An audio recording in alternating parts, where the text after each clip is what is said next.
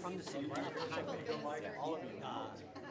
It's the Count Santiago, and 5 miles is Agua Caliente, where they have Good morning, everyone. Welcome. By the way, for those who don't know me, I'm Ray Witham, the mayor.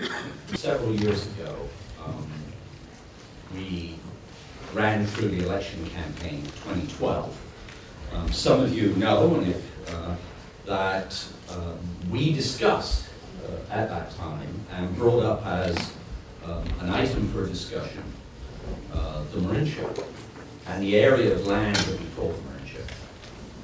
And a number of the candidates, including myself, made the point that we were very worried because we felt that if we continued to take no action, the very nature of the geography, geology, infrastructure is such that it is eroding, and that what we love about the Marinship, the historical aspects of the rails, the ways, the other buildings, machine shop, for example, areas of the Marinship that, for sound historical reasons, we want to preserve, that if we did nothing, if we took no action on some aspects of the Marinship, including the Marinship specific plan, we would lose those things. And the other important aspect of this argument is that the Marinship forms an important economic element of the city. It's our light industrial zone, as well as the marine waterfront businesses. And together, if we lose that, we lose a very important component of what makes Sausalito's finances strong, which is its economic diversity.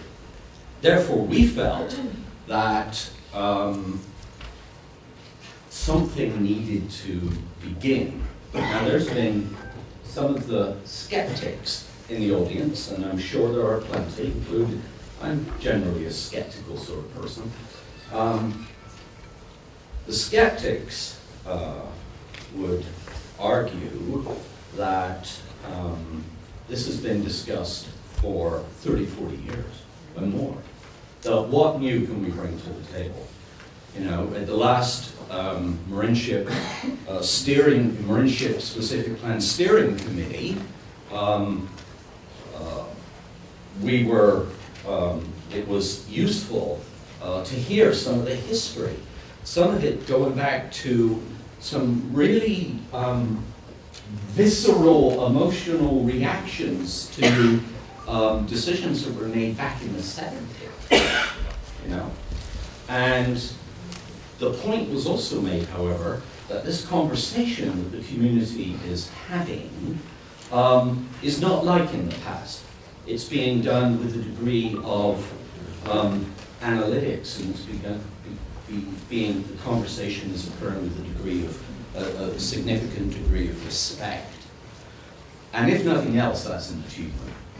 Now, there's another group of skeptics who also say, wait a minute, we've gone through the WAM report, we've been through all of that, and that was just put on the shelf. And that's true, it was. And many of you have helped to ensure that even though it was put on the shelf, it wasn't forgotten. Why is it important? And why is all of the various documents and studies and things that have been done, is that now the City Council is actually in a political position to at least be able to have the dialogue about this. And I have said repeatedly, although I'm not sure, there are some members of the community, I'm not sure, perhaps just don't believe me, that I have no preconceptions as to what the outcome of this work should be. Okay? Because all I know is that I've gone in with a preconception. The one is that if we do nothing, we will lose a lot of stuff that we don't want to lose. So we formed the Marinship Marinship Plan Steering Committee. The Marinship Plan was written in the late 80s.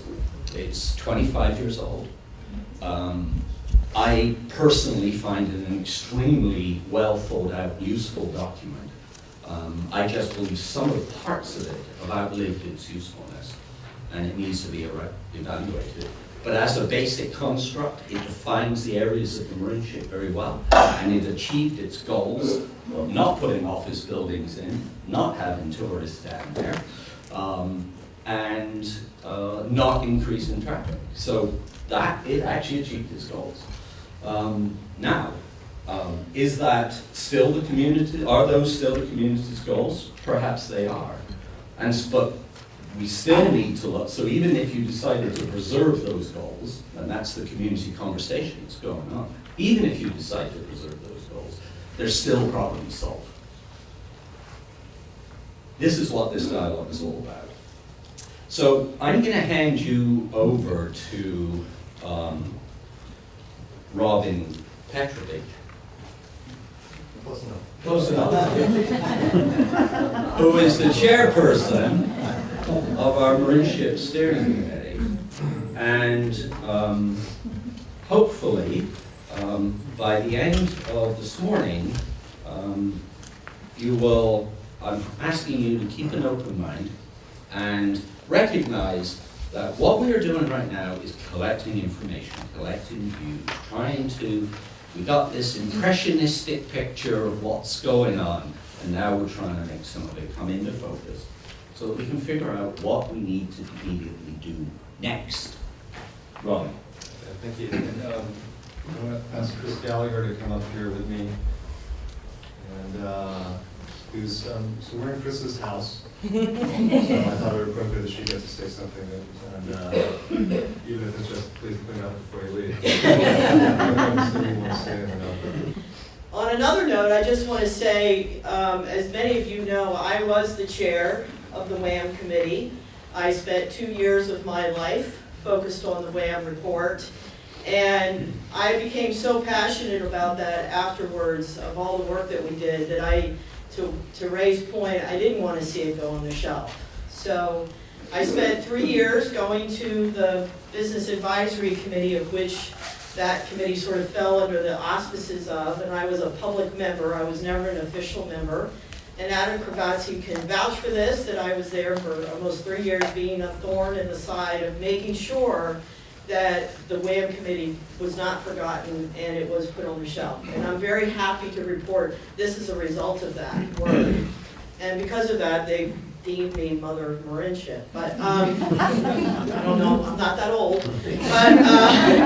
But my motivation for this is because the Bay model, which is right here, we're smack in the middle. And we have been part of the Sausalito community, and we're very passionate about what this will turn out to be. I've spent my entire core career here at the Bay Model, so this is my home, and it's very near and dear to my heart. It's 27 years this year, so I'm very happy to welcome you here and be here, and I really look forward to a real productive day. 27 years? 30 years in the government on Valentine's Day. You really are.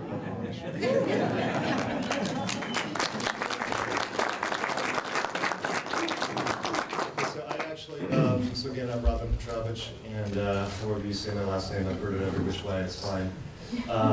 And I was selected chairperson of this committee. I was on the WHAM committee with Chris for 2 years. She did a fantastic job, and we all did a fantastic job. And, if you read the report, the thing that was remarkable about that is that everybody in the committee had very opposing sort of different points of view, but we really kind of all came together at the end with some good kind of consensus and understanding and a lot of conversation. So again, there was a lot of good work, and there's been a lot of other good work similar to this that has gone into it. And I was interested in being on this committee because it was a chance to take that next step. Whereas a lot of other kind of reports were about generating reports and studies.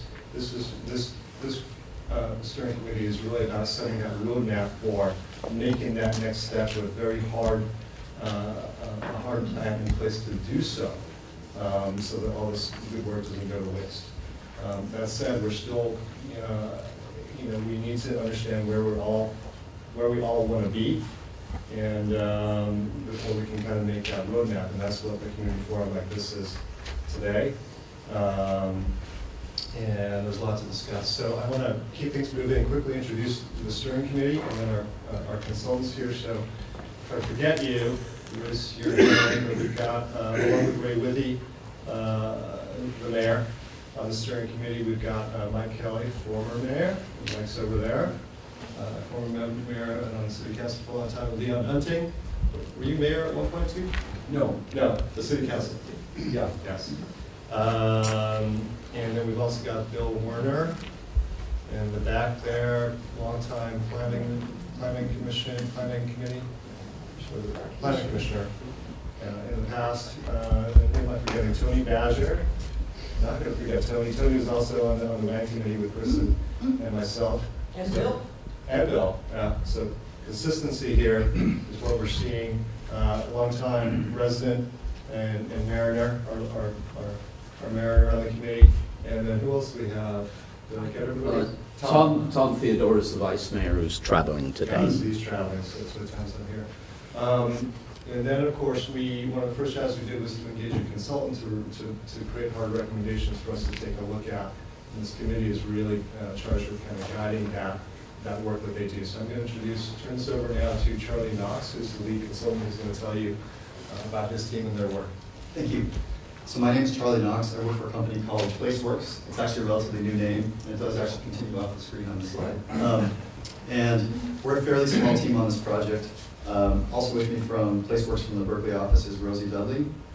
And Henry Pontarelli is from a company called Lisa Wise Consulting out of San Francisco and San Luis Obispo that does a lot of work with economic development on waterfronts up and down the state.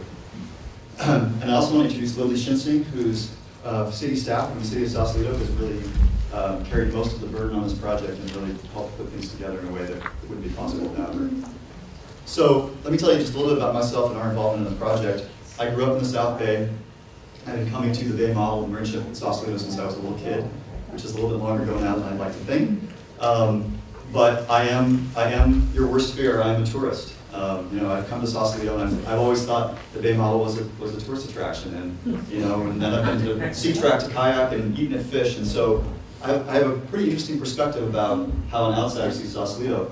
But layer on top of that, I was also the Public Works Director and Community Development Director for the City of Benicia, which has not the same, but some very similar issues about preserving historic maritime uses at the waterfront, interaction between the maritime uses and the yachting sailing community.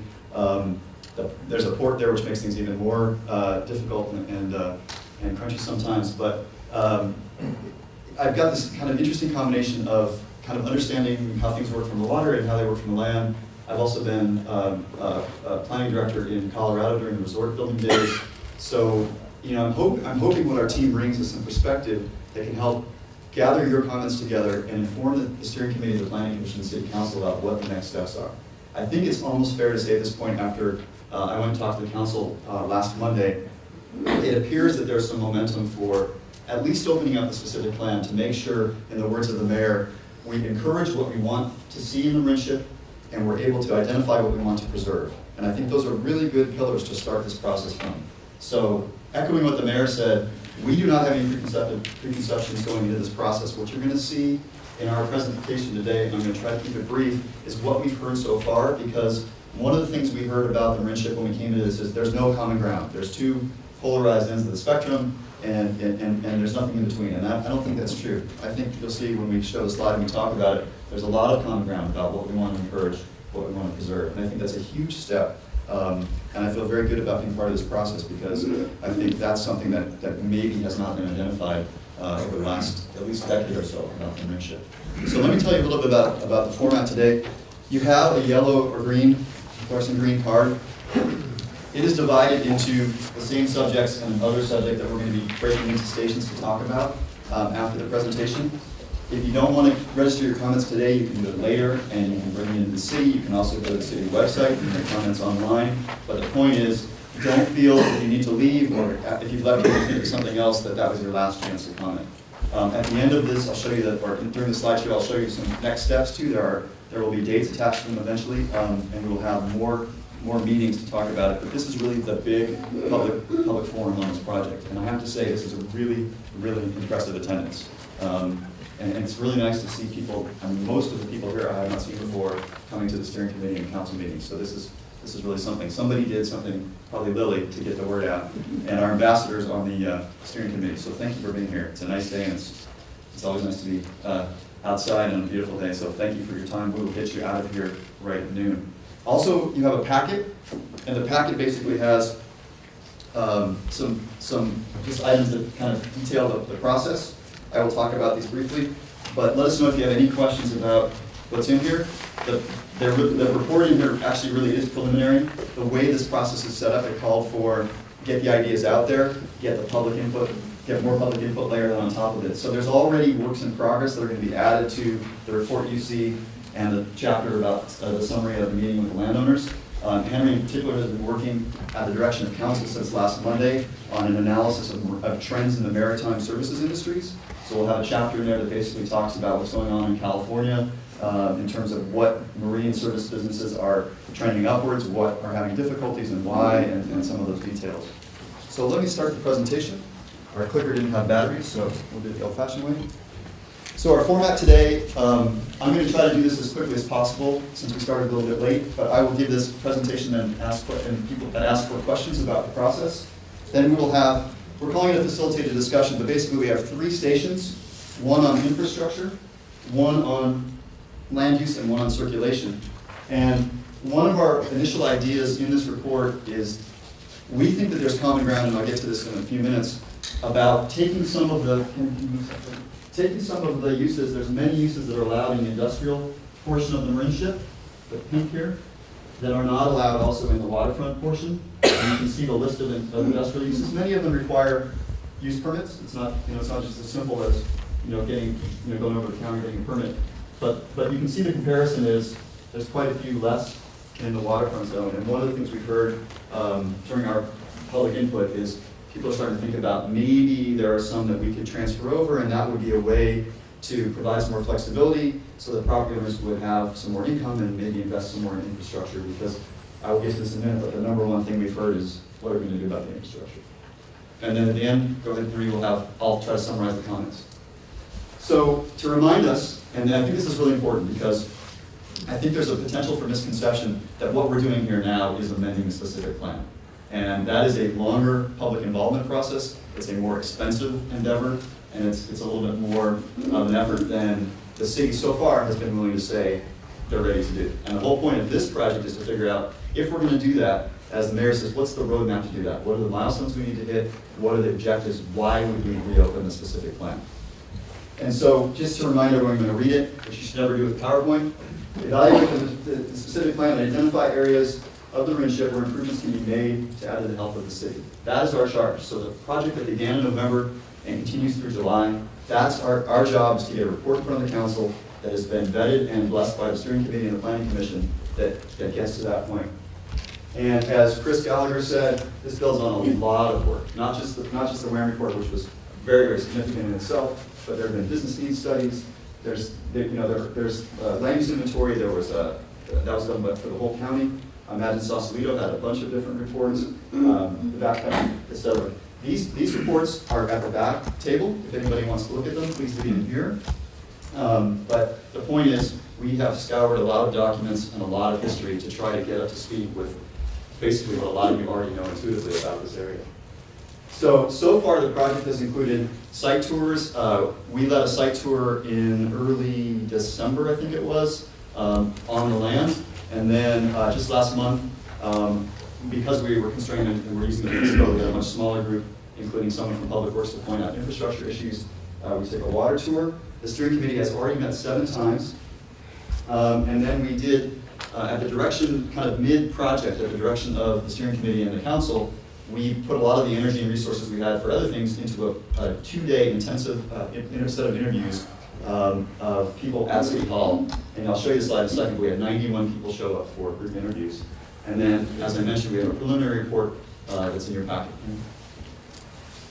So the community engagement, we did a variety of things to try to engage people one-on-one, these group interviews at City Hall, online email. This just shows, kind of the distribution we've had, because we've had questions from both sides, like, are the landowners being too involved in this process, or are you finding out what their opinions are? So if you look in the report, I'm not going to read it to you, but there's a paragraph in here that says exactly how people identify themselves, and I'll tell you the page number.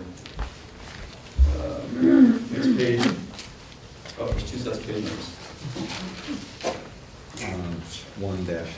1-3 in the original report, 21 and 30 in this packet. And there's a paragraph in here that says how people identify themselves. So you can see we had 12 little boards, and that was a very interesting session. Next slide. So here's the part that kind of has blown us away. In addition to the attendance and the interest in the project from the community, there really is some common ground. And this is really what we've heard from folks. Number one thing, we really need to improve and maintain infrastructure. The whole area is sinking. We have the potential for sea level rise. We already have subsidence combined with storm surge and high tide events and storms, creating huge amounts of flooding. I got a personal tour of the Heath area with Robin to see what all the property owners, including Heath, have done to kind of create flooding revetments around the bottom of the structures. And the city has already put a new drain in up there, and it's every little bit, makes a difference, but it's a very, very big problem. Another major thing we've heard is the need to protect the working waterfront. One of the things that we saw on the site tour is just how unusual, how unique. I'll defer to Henry, but I'm not sure there's another place on the West Coast that has a situation like the Marine Rails, where you can pull up a boat weighing up to 250 tons. And you compare that with the travel lifts at KKMI, which are very effective, but they're 50-ton lifts, and you're not going to be able to pull up the San Francisco fire boats like you see now. Another big theme, and this is part of the motivation from the city council in the first place, is maybe there's more that could be happening in the Marinship that would create a sense of vitality, that would allow anchor businesses to spin off other businesses. But what those exactly should be is really up to the community, and that's why we're having this discussion. Another thing we heard was nighttime safety is an issue, both for personal well-being, but also for property and articles being vulnerable to theft. And wouldn't it be nice to somehow do something where maybe there's a little bit more activity going on so people feel more comfortable. And then finally, there are a bunch of issues around circulation, but we heard from folks on boats, but also pedestrians, bikes, and cars. There's got to be some easier way to get around, easier way to get between places. So the rest of the project consists of these steps. We're having a workshop today. Then we're going to take all of your input and revise the report, take it to the steering committee for 2 meetings, the planning commission, and the city council. And so just to manage expectations, that's the end of the project. There's nothing that we would like more, not just because we're consultants and this is how we make a living, but also because we have our hearts in this project, to see this grow into something else that we could stay involved in.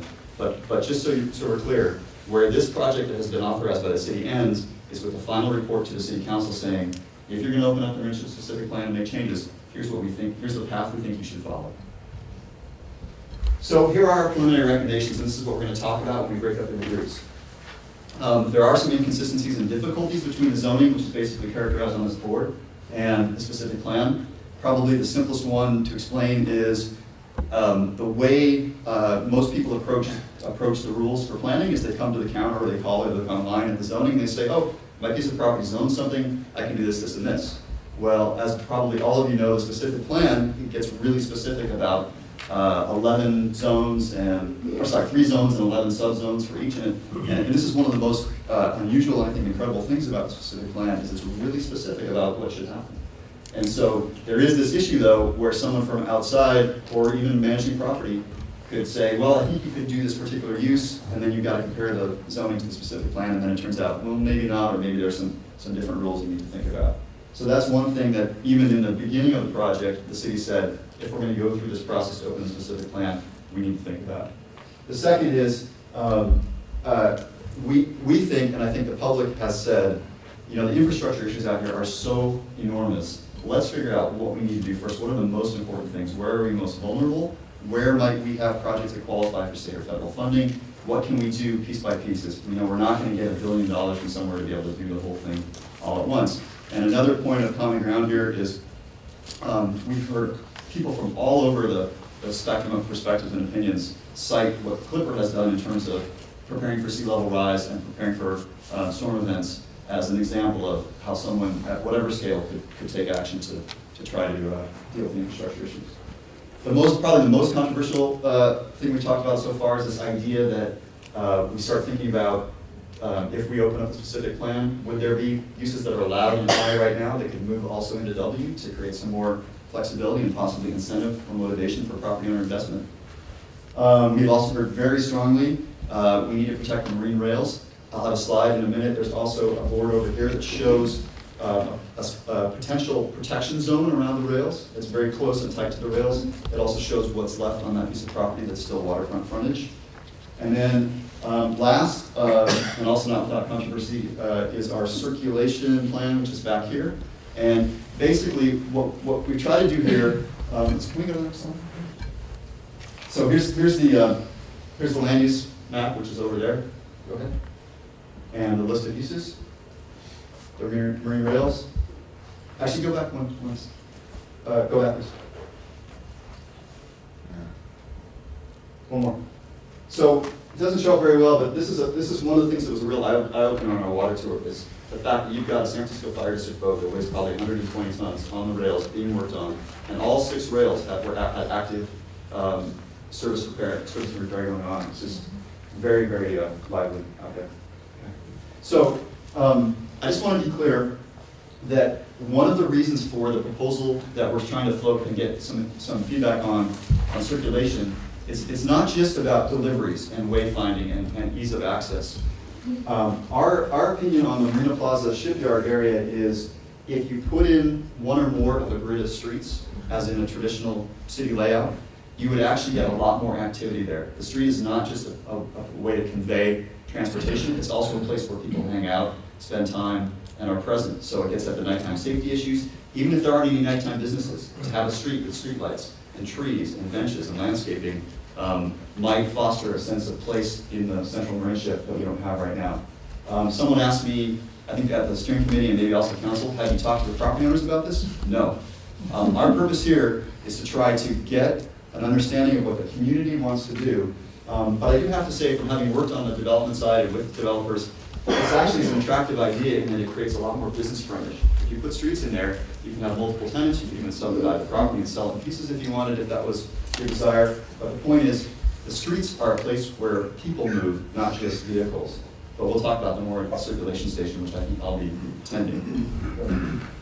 Okay, so here's where we are. We're ready to break up. What I'd like to do, because there's so many of us, I think we're going to need to watch how loud we are. And it's okay to argue, it's okay to be lively, but let's be respectful of the fact we have a fairly small room. We have 3 stations to talk to you about. Let's argue quietly. What's that? Argue quietly. So what we're going to do with infrastructure is anyone who wants to come to the infrastructure station is going to get 2 tiny little dots. Because what we're trying to do is figure out where you think the problems are. The maps are smaller than I would like them to be. The dots are very small. But what we're going to do is try to put dots on the map and hope that it doesn't just get completely covered. And if you see a dot where you think, man, that storm drain or that outfall or that parking lot really needs help, we'll actually just tally, instead of putting another dot on top of the dot, it's kind of like your license plate stickers every year, it gets to a certain thing, it's kind of like, I better start over. So we'll note the number, and we'll actually, this is not scientific, but we'll have a sense of, wow, people really thought that, the Schoonmaker parking lot, or people really thought that row 3 or whatever it is something we need to focus on. At the circulation station, this is really, again, the idea is meant to be provocative. We want to hear what you think. All other ideas are welcome. We can draw on the map and we'll take notes. And then at the land use station, any ideas are welcome, of course, but we're trying to focus on, do you think this is a good idea? Where maybe uses from the I district could go into W? If not, say why not. If you have other ideas, let us know. If you see uses on the list you think would be appropriate, also let us know. And then, this is a really key point, something I have to remind myself all the time. let's hear what other people are saying. You may hear a good idea that changes yours, or you may hear an idea you think, no, I really need to make my opinion known that I don't agree. And then don't forget you have the cards for additional comments. And let's just go back to slide and do that. So with that, Rosie is going to be at the infrastructure station. Henry's going to start out at land. I'm going to start out at circulation. Does anybody have any questions about the process to date, where we're going from here, what our purpose is today, or what the outcomes of today's meeting might be? Yes, sir. Just a quick one. Since I have to leave fairly quickly, can one go from one station to the other? Yes. Get an idea? Good question. We're not just stuck. No, good question though. The purpose of today is you have the ability to say what you want to say, hear what you want to hear, hang out as long as you like. I will try to summarize with the flip chart, the sheets from the flip charts at the end. But the way I like to experience these things is hear what I'm going to hear, say what I'm going to say, and then go outside. So nobody needs to feel compelled to stay for the entire time. You can go and come back to hear the summary. You can, if all you care about is one of these three things, go for it. You're welcome to be anywhere you like at any time. And it is going to be a little crowded, so we're going to have to take turns. Is there something in here that lists these and the two different, so yeah, there is. You have to stand and read It's it. so small here, and it's so small on the screen, that it's going to be difficult. What you can do, all these materials are available online, and we can also print you a larger copy to take home if you like. So if you give us an email or a way to get it to you, we can get you a larger version. Henry, can you put the land just one back up? I don't think it's, yeah, I mean, we can try this if you like. It's a little hard. Part of it's in both, part of it. Yes, sir. Is that terrible road behind the tennis court a circulation issue or infrastructure? It can be both. It really is both, because there's an alignment problem there, and there's also 5 different kinds of pavement. Hang on one second. Yes. This may be a bigger question beyond the scope of what you just divided, but I have seen no discussion of who's going to pay for what. Right. Is that addressed anywhere? That seems to me the biggest, other than consensus, the biggest issue. Right, so Rob's question is who's going to pay for what? And so I can tell you a couple things. One is there was some discussion at council last Monday about the fact in general that most of this property is private. You will notice it's not that subtle. When you look at the circulation map, it says rights of way. It's not clear in some places what's private and what's public, but most of these rights of way are private. They're not, Marinship Way is public, Harbor Drive, etc. But like the gate, what's called Road 3, that's all on private property. Watery Street, I'm not sure where the divide is. So the sentiment is based from the city council basically has been, we would love to leverage private investment with publicly available funds, which is usually the way that the public funding works through the state or the federal transportation entities. But in general, this has controversy. But in general, I think a lot of this is going to require private investment in road infrastructure. Chris? I think you said Marinship Way was public. Part of it is, isn't it? No, it's totally owned by the federal government. All the way past Marinship self-storage, including? No, Right. but So Urkel Plumbing to the yeah, tennis courts so is on. past the Bay Model, federal government, we think as it turns No, to... tennis courts to Urkel. Okay, but then Just so you going know. north, we think from the Yeah. corner where it turns to Harbor Drive is city. Yeah, just so you know. And before you all get up and start moving, please pick up your coffee cups. That's Yes, my sir. housekeeping. Okay, a couple more questions. Yes, sir. Is the proposed zoning changes, does that have anything to do with big box stores? No.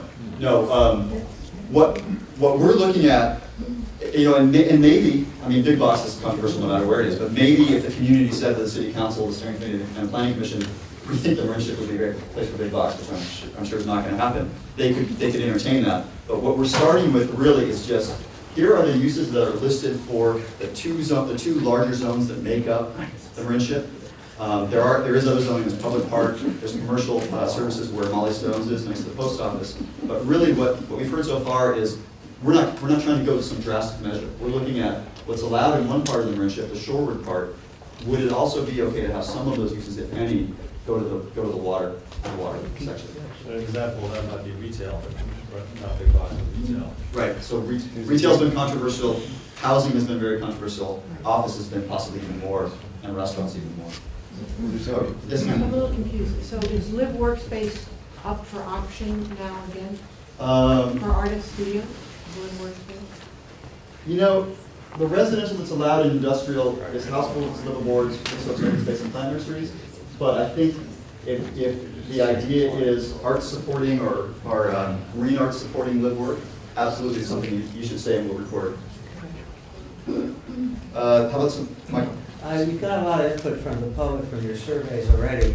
Was there any support to broaden allowable uses or to consider housing? I think if you look at, Henry's can probably tell me the page before I do, but there's one of the pie charts 1-6. on page 1-6 shows, I think it was 55-45 from the sample of 138 people. But I have to say, there's a lot of people in this room that I don't think participated in the interviews, which is really, really great. This is out of 91. This is that. Yeah, so 55% out of 91 people, I can't read it, is it Broadman or Leonard? Right. Broadman? So, I mean, you have to take at face value these numbers. We had 91 people in the interviews, and like I said, I see at least 20 or maybe 30 people here that weren't at the interviews, which is excellent. So we're starting with a relatively small sample, but yes, there's definitely, I would say it's close to 50-50 in terms of people thinking. Charlie, I think you like this coming from Judith as well as, so broadening uses, where's there an opportunity to make those comments? Absolutely. So Yes. being provided of you. Yes, so when you're at the land use station, if you're thinking, you know what, this is too much and we shouldn't do this at all, or why stick with the I-district uses, what about other uses? Say so, and then have us list the ones you think are really appropriate, because the best recommendation we can make to the city council, the steering committee, and the planning commission is specifically what people wanted to see. Again, going back to the mayor's point, what do we want to encourage? What do we want to preserve? Yes, sir. Are there any federal or historic land uses or anything that are kind of givens that there's no use, talking about, or? I've been trying to get the Bay Model to turn into a paintball facility. That's still off. I would make two assumptions. I would assume the Bay Model is going to be the Bay Model, and the machine shop, which is also owned by the Veterans Administration, which is now the subject of repair and renovation, probably will be open to some use that needs some federal criteria, but I think possibly anything else is fair game. When you say the Bay Model, the yard over there falls into that? Yes. Yeah. Roger Moore. What I couldn't find in here is any kind of outside parties evaluation of the economics of this whole thing. If you read the owners' interviews, they say, well, we need to be able to do things that make a lot more money so we can pay for infrastructure, but there's no reality testing of that. And how do we get a sense of, I'd rather see a marine center for Seatrek to expand rather than get kicked out. How do we deal with the economic reality when we make recommendations? Well, somehow, the second chapter of the report did not make it into the packet, but there should be one. If there isn't one back there, I'll put one back there. But there's a second chapter to this report, which basically says our recommendation. Can you go back to our recommendation? Is mine in the packet that doesn't have it, or is it not? So we have, I'll put it out there, there's a second chapter of the report that's been presented to the steering committee and to the council that has these recommendations. And one of them says, well, there's two sections at the end. One says, you're going to open a specific plan and you're going to start talking about uses that might migrate across that boundary or something different. We should have an economic study that says what's viable. And second, we should probably have an infrastructure efficiency analysis that really, from the standpoint of someone who's really technically an expert in this field, what's the most important thing to fix now? And those items are actually more expensive and longer processes than the process we're going through now. But our considered opinion was if the city has the money and they're going to do a specific plan update, those things would be very good to know as you go through that process. So it's something that requires some significant funding, but yes, we've already recommended those. We recommended them as options because they have fairly big price tags, like $75,000 or $100,000 each, but we think that would be very valuable. It's a good point. Okay, any more questions before we start talking? Well, just quick, the circulation proposal, I know at the last steering committee meeting was rather controversial with business owners because we're taking over private land. And so I'm just wondering, does the city have the power? And you mentioned that in paying for it, it's hopeful the city will be able to get business owners to pay for this. So does the city have the power to do that? Well, technically, nobody likes to talk about it, but technically cities do have power of eminent domain. They typically don't like to use them unless it's a friendly eminent domain where the property owner feels like it's they're getting something out of it also. My point with the idea of a grid of streets is that it actually could potentially benefit the property owners to a great degree because it creates a lot more access to space. It creates the ability to carve space into smaller increments to use either for lease or for sale. And the most important thing for me, when I first came to the Marinship after many years of not coming here, as a part, even before we were selected to do this project, the first thing I did, probably because I'm a planner, is for some reason I went right to those bollards at Road 3. I went right through Road 3, got right to the end, and got stuck. And I said, there's something going on here. And I felt like, and we said this on the land tour, I feel like if there's something we can do to open this up for bikes, for pedestrians, for vehicles, that it would have a ripple effect to the rest of the Marinship that would be positive in terms of creating a sense of place. And so it's not that we don't care what landowners think, we care very deeply, but I think the idea of opening up that area with better access is really a more global interest to the community about how the Marinship feels as a place to be.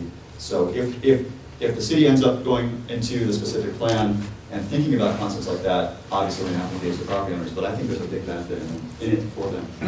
It's not just something that they spend money on. Pat?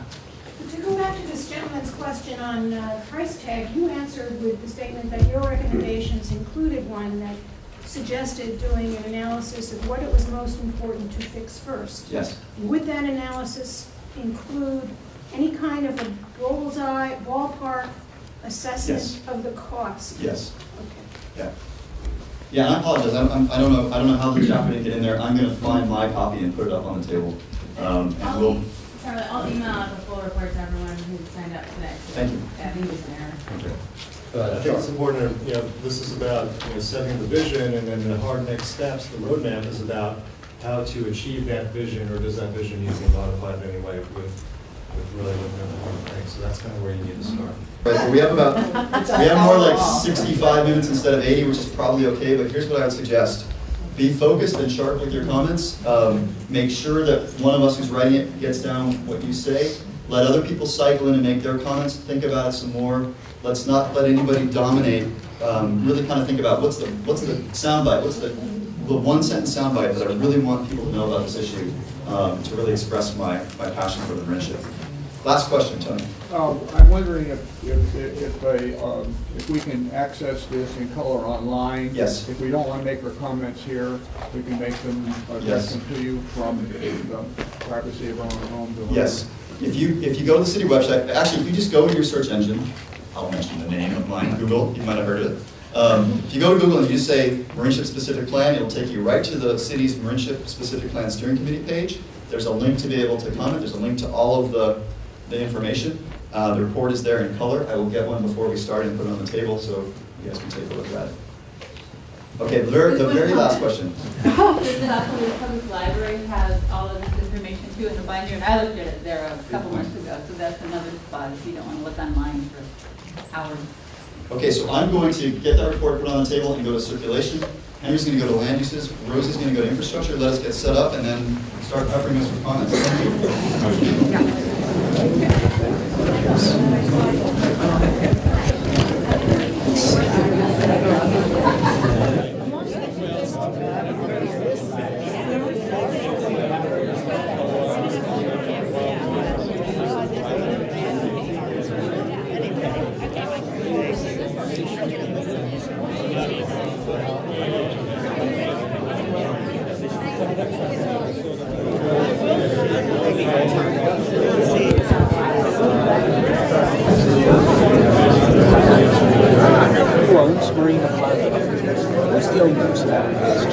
Eliminate cars? Well, like I said, yeah, okay. You don't know. But there's businesses. Businesses. That's for sure. Industrial zone. And I think the discussion was, we know about the ownership of the road. Yeah, that's Lemon. That's all the way back. Yeah, so there, but I don't, that's a different. Yeah. Shoreline pedestrian path. Oh, nice. This is Clipper here, it's limited here. Phone survey of associated residents done in 2003. How was it that it cuts through people's property? I don't understand I'm not that. sure why that was drawn that way, but it was to make sure that there was still access, because this is somebody's property here. Right. The property line is actually here. Right. Yes, there So is, that and I'm the like I said, I'm new to protected it, zone so where what's nothing that concerning me changes is because here. No, I agree with you, and I would like to, I would like to. I'll keep this, please make meetings. No, I can't. Housing is starting to go to get to 2400, which is Kinko's, down to Michael Rex's place, which is probably 2000. Bridgeway goes up, and it's all hillside. Right. What's at the base of that is railroad track. Was. Well, isn't that where these boats are stored now? So that's the issue we had. Some are there. That's railroad track. Okay, All the way along, all the way down to Michael Rex, Okay. which is here. Michael Rex from Kinko's, which is So the whole frontage. here, Yeah. up to the railroad track, which is only this wide. Right. A level from the marine ship. Right. No cars on top. Right. You can't even see anything but a flat roof, Right. or whatever roof they like. Hip roof. I don't give a shit what it is. But you can put live work there of people that work in this turf. Okay. All right. 3 or 4 times a week, we get somebody that can't find that building. Right. So I guess maybe addressing the addresses. Signage? Where's I don't have the answers to that. If they're closer to Road 3, maybe they're a Road 3 address. Do you have a comment? Do you want to talk? I have a question. Sure. The concern that Linda brought forward about consider some industrial zoning to be allowed in the waterfront.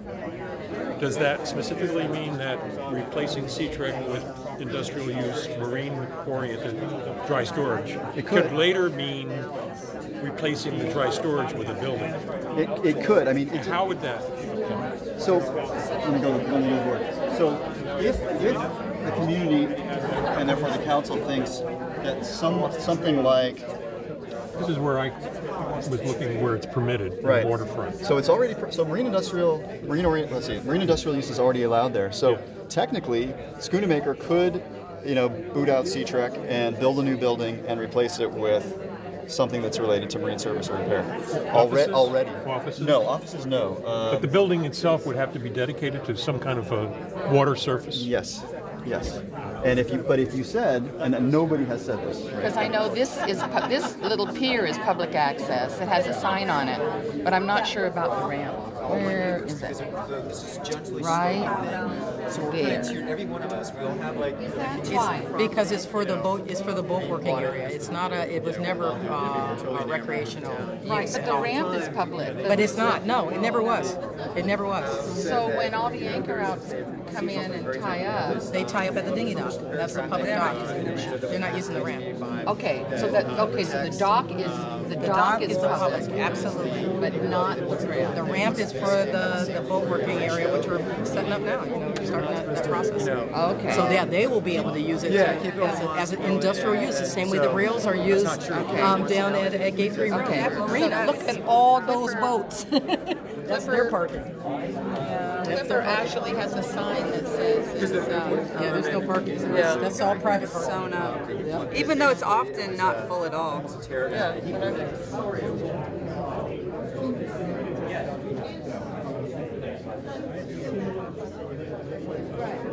Excuse me. And I'm just going to go through these in the order that they were received and point to ones where we got multiple comments. So on land uses, the first comment was there should be some kind of aquatic center, something to accommodate kayaks, stand-up paddle, access to the water, and then also other kinds of recreation and maybe marine research and education. This is actually a fairly controversial point about recreation, partly I think through this process because recreation usually means some component of tourism. I think a Maritime History Museum would as well, in the same way that Bay Model brings in folks from outside the city. We had an interesting discussion about vehicle storage, and what it really came down to is kind of this whole sense that's in the Marinship Specific Plan about things that are kind of where they are working, and maybe they need to be preserved, but maybe there's other places, physical locations where they don't make sense. So specifically, people thought where Mike Johnson's place is at Marine Ship Self-Storage was very useful. There are a lot of boats there that are basically in storage, but absolutely no way that should be allowed at the water's edge. That's not an appropriate place, and that there's actually some uses happening there kind of ad hoc that basically amount to storage near the water. There was a comment about rather than tweaking the plan itself, maybe broaden this process to look at more innovative ideas and more ways to approach activity in the Marine Ship. There was a comment about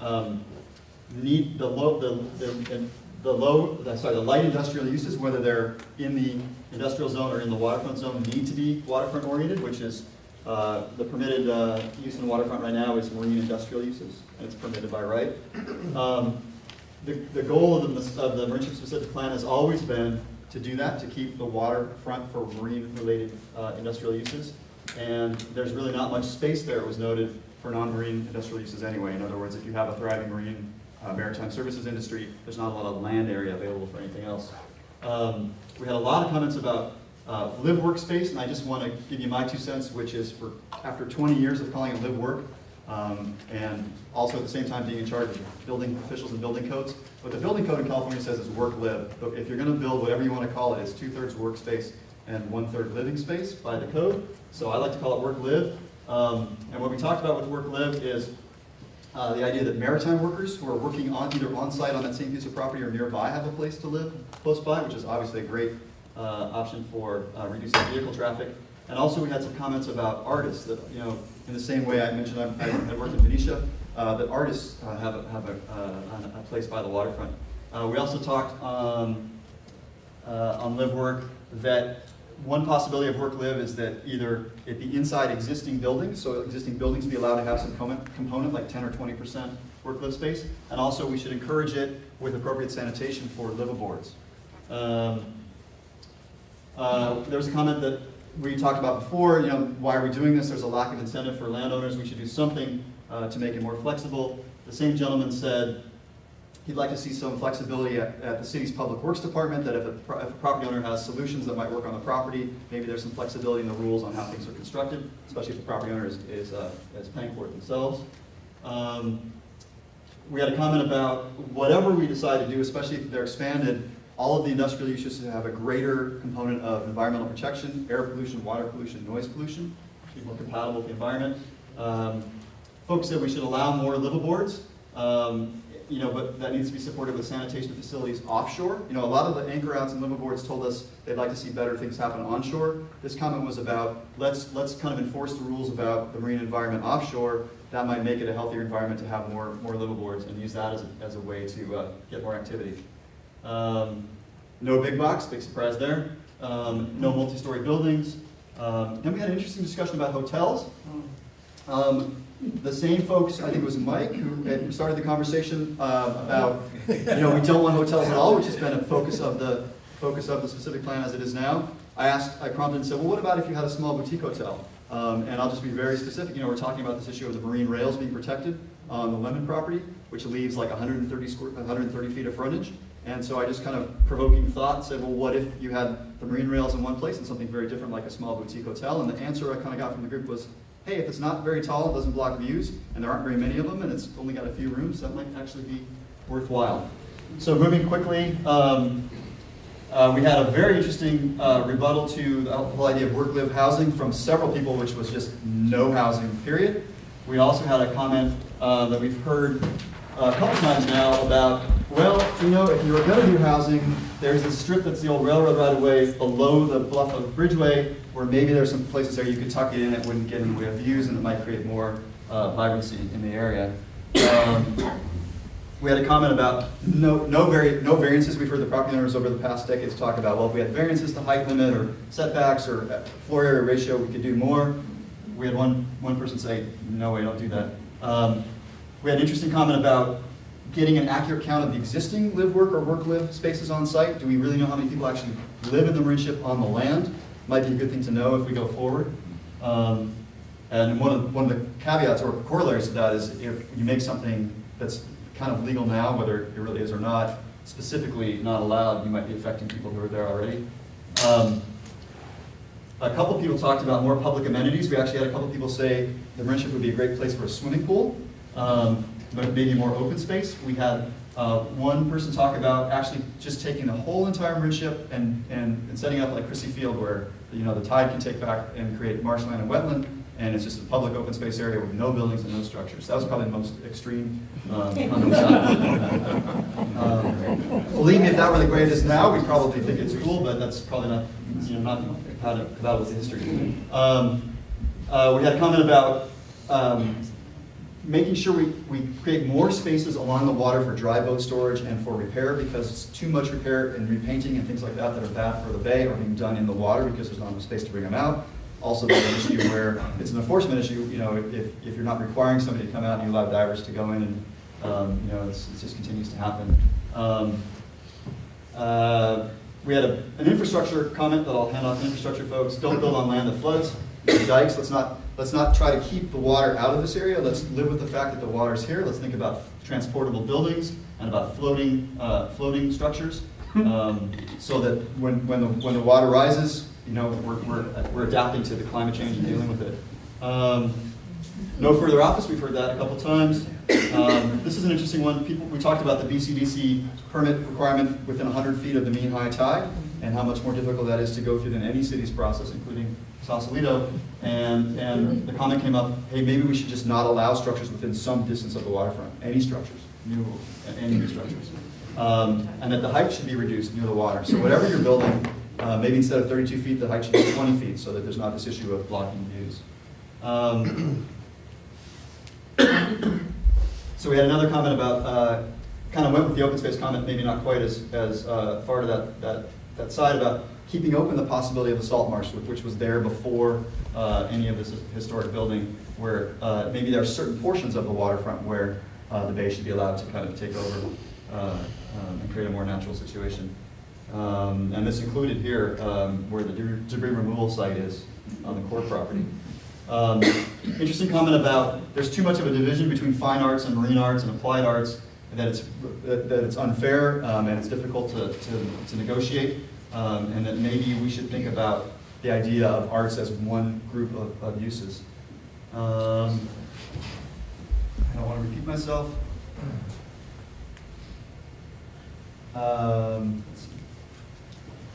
Last couple comments. In talking about incentives for both landowners and tenants, a couple folks are focused, and we've heard this before kind of intermittently throughout the process, on local entrepreneurship, local intellectual property, and incentives for businesses that are growing here to have a place to stay and expand, and kind of Sausalito grown to be able to work out in the Marinship. And then finally there was a comment about trying to make the process easier for people who are proposing uses out there, give them some kind of expedited way to get through the city process to approval. Any questions on that before I turn it over to Rosie on infrastructure? Yes? Did anybody say anything about a public ramp? A public ramp. We had one comment about better public access to the water, but no one said a public boat ramp. Thank you. Anything else before I turn it over? Okay, Rosie. All right, I'll try to be quick. I know we have 5 minutes till noon, and we have to keep Charlie's promise. But infrastructure, nobody said infrastructure was good. The very first comment was the entire area needs improvement, so there wasn't a dot that big to put onto the board. But what we did hear the most was we need to address sea level rise. It's the elephant in the room. We need to mention it in the report. There were a number of ways we could address that, such as with the tidal zone, which you were talking about, and returning the area entirely to its natural state. The other comment that we heard the most was preserve the rails. Definitely a desire to see this or some similar boundary preserved in our report and to move forward with the city. Cleaning up the beach water access was something that was pointed out on the map with several dots. So were the creek outfall areas, and then the other area in particular that was noted for need for infrastructure improvements was along Gate 5 here. Let's see, flooding in general, old pipes in general, the impact of future development was a big concern. and the real need to resolve the issue between ownership.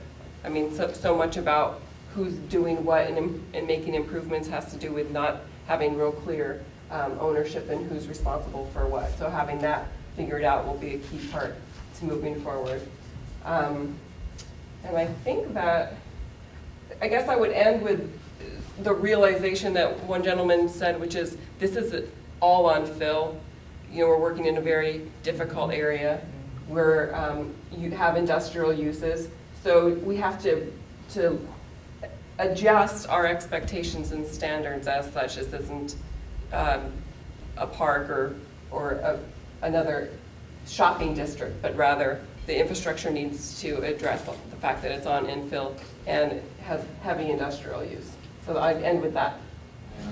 I wrote everything down. So I think that generally the comments that we heard were to make the area safe for pedestrians and bicyclists, and make for a clear separation and between cyclists and pedestrians. However, there was comment that this isn't, much of it is an industrial area. What are you doing down there with your kids anyway? So I think that those points were taken. Certainly sea level rise is very important issue. When you increase accessibility, speed increases along the roads. We were asked to include recommendations on traffic calming. Yeah, there was a question on whether, when we made our recommendations and when we are going to make our recommendations on circulation, whether we include connections to the rest of the community, which I thought was a really good comment. The concept of the continuous bike path or pedestrian path along the shoreline certainly came up a couple times. Complete streets, again, making streets accessible for not only cars but bikes and pedestrians. A fee for road maintenance, even though the individual who made that comment was kind of loath to bring it up because it may affect him. But apparently there was, at one time, there was a fee for road maintenance, so if you were going to do any kind of development that might affect the roads, you were required to chip in. Yeah, some fear that streets will lead to a more urban setting there, and it's really meant to be an industrial setting. Were some of the comments we got. We were urged to look at data on safety and security and what the actual numbers were, as opposed to the perception or wayfinding and signage. Compatibility issues certainly between the industrial and the pedestrian and bicycle. I think that was probably one of the most ubiquitous issues, and the fact that there hasn't been any development on the Arquez property since 2000. There was a comment that's been a drag on the community. Thank you, Henry. So to wrap up, first of all, thank you very much. And thank you for those that have stayed and gone through the whole process. Very, very rewarding, I think. I think the dates are, for the next steering committee meeting, it's the 4th Monday in April this month, which is should be the 28th. And then I'm assuming that we would also be the fourth Monday in May. Those would be the next two steering committee meetings. The 3rd, I'm sorry, Third? because of Memorial Day. Oh, so right. The 19th. So April 28th and May 19th. What you will see is us take information from this forum, layer it into the report that's in progress. We'll bring that to the steering committee as a draft on April 28th. They'll give us direction to make changes, I'm assuming, and we'll bring it back to them on May 19th. Then they'll send it on to the Planning Commission in June and the Council in July. So stay tuned for dates. There's lots of options in June and July. But if anyone cares to look online and contact the city for the next draft, and we will hopefully see you at the steering committee on April 28th at City Hall. Thank you very much. Yes, one question? Bill? Just one quick comment. I think we should all thank Charlie, Henry, and Rosie. They're doing a terrific job.